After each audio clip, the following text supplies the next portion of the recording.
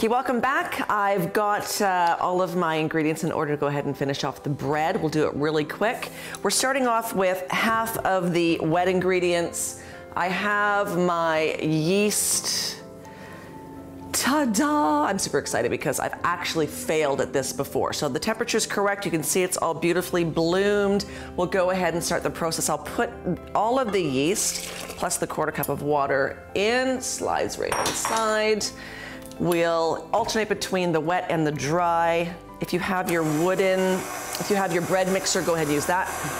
So we'll do half of the wet. In it goes. We will do the rest of the dry. In that goes. Finish off with the rest of the wet.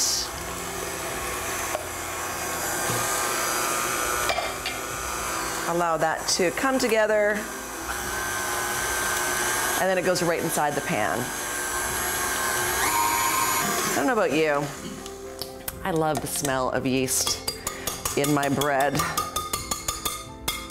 This is going to sit in an area that has no drafts, that is nice and warm for this bread mixture to rise.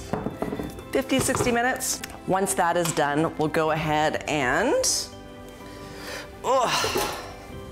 put that in the oven for about 50 to 60 minutes. Let's put this inside the pan, show you how that looks.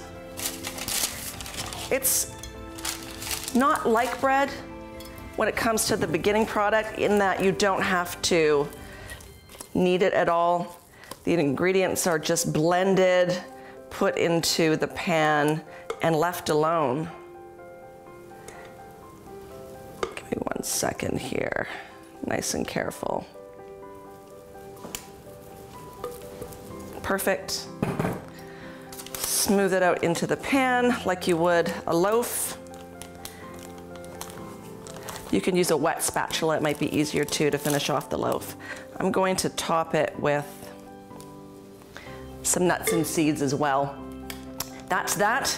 Cover it with a tea towel, put it aside to proof, and then you'll end up with this beautiful loaf of bread, which is high in flax, which means it's then high in fiber. The bread is a very low carb count. It smells like bread. It's yeasty. It's perfect. I cut it up into slices, cut it into half each piece to create my beautiful croutons. And I put it into a low oven for about 250, 175, 250. This took me days of trying to get all the moisture out of it. So you can see the difference between the two at the end of the day. Quite a bit of moisture comes out of it. That's actually maybe a little bit kind of big. When we come back, do I sound like panicked? I want to give you guys so much information in this episode to take with you over the holidays. So I'm excited to rush through it. But remember, all of this information is on our website. So don't worry if you haven't gotten the ingredients down. Everything will be available for you at the end of the show.